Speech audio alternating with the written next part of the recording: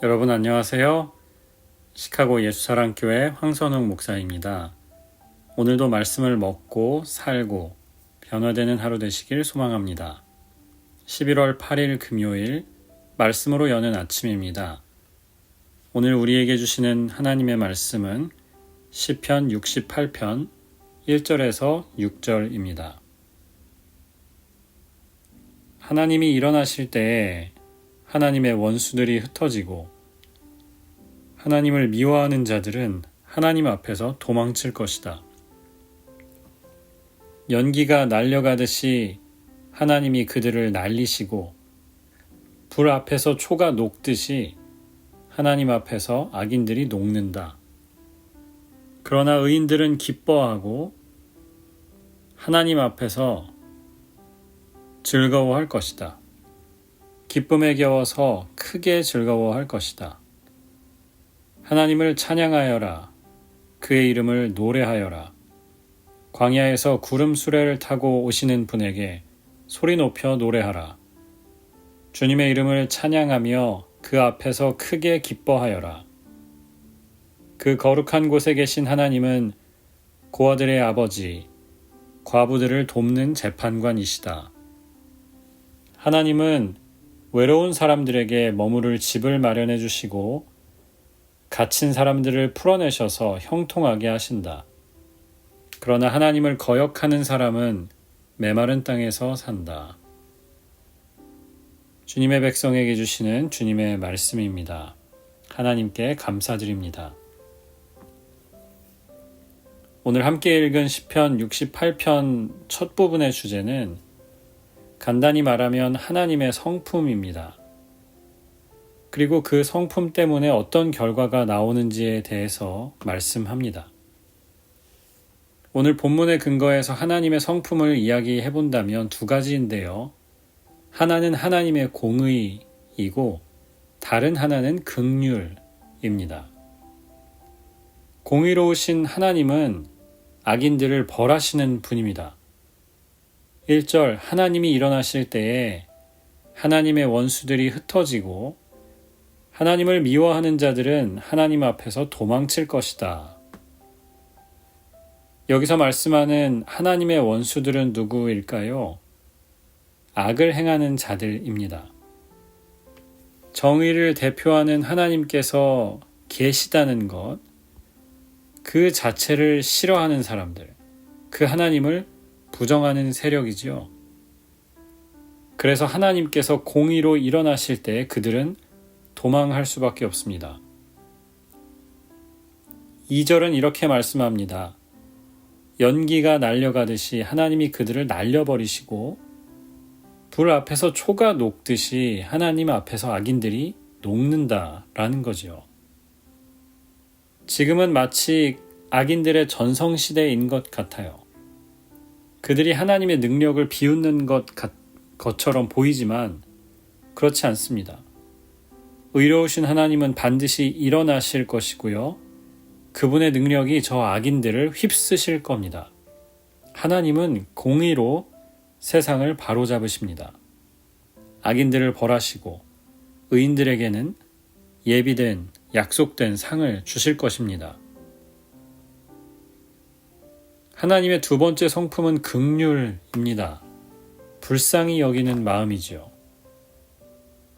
공의로 악인들을 심판하신 그분은 이상한 행보를 보이십니다. 5절 하나님은 고아들의 아버지시며 과부를 돕는 재판관이시다. 영어 성경은 재판관이라고 하지 않고 The Defender of Widows라고 했습니다. 과부들의 변호인 혹은 advocate, 옹호자 역할을 해주신다는 것이죠. 6절은 계속 말씀합니다. 하나님은 외로운 사람들에게는 집을 주시고 갇힌 자들은 풀어내셔서 형통하게 하신다. 집이라고 했지만 house나 building이 아니고 home이죠. 가족을 주신다. 가정을 주신다라는 뜻입니다. 이 부분이 참 은혜가 되지 않습니까? 원수들을 압도하시고 악인들을 심판하셨던 하나님의 능력은 이 세상에서 가장 힘없고 낮은 이들에게는 긍휼하심으로 나타난다는 거지요. 억강부약이라는 말이 있는데요. 강한 사람은 억누르고 약한 사람은 도와준다는 뜻이죠. 하나님은 그분을 대적하는 자들은 능력으로 심판하십니다. 하지만 그 악인들에 의해서 억눌리고 고통받는 이들에게는 한없이 자비로운 분으로 나타나십니다. 이게 하나님의 능력으로 나타나시는 또 방법이라는 거죠. 고아들에게는 아버지로, 과부들에게는 변호인으로, 갇힌 사람들은 풀어주시고 외로운 이들에게는 친구가 되어주신다. 공동체를 주신다. 이 시대의 권력자들이나 가진 자들에게는 보기 힘든 부분이라고 생각합니다. 그래서 결론이 뭐냐? 3절과 4절에 나옵니다. 의인들은 기뻐하고 하나님 앞에서 즐거워할 것이다. 기쁨에 겨워서 크게 즐거워할 것이다.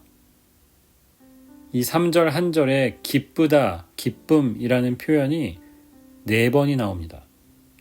히브리어로는 다 다른 말로 나와요. 우리가 정의로우신 또 자비로우신 하나님 앞에 마땅히 해야 할 반응이라고 저는 믿습니다. 4절도 계속하지요. 하나님을 찬양하여라. 그의 이름을 노래하여라. 소리 높여 노래하고 주님의 이름을 찬양하며 그 앞에서 크게 기뻐하여라.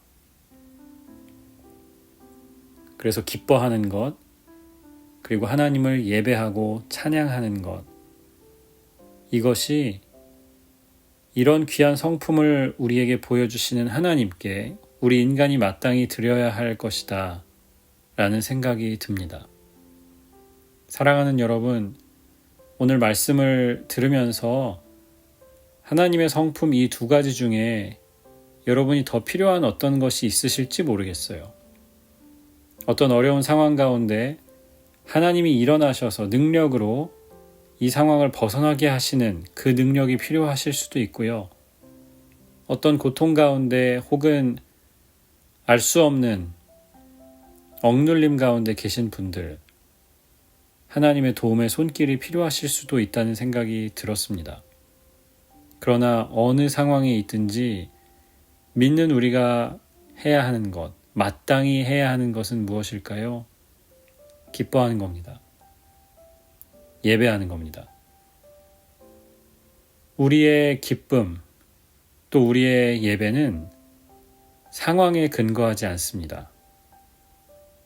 하나님의 성품에 근거합니다. 하나님의 공의로우심, 또 하나님의 긍휼히 여기심. 이 하나님을 기억하면서 오늘 여러분의 삶이 어떤 상황에 있든지 상관없습니다. 기뻐하십시오. 하나님 앞에서 즐거워하시고요.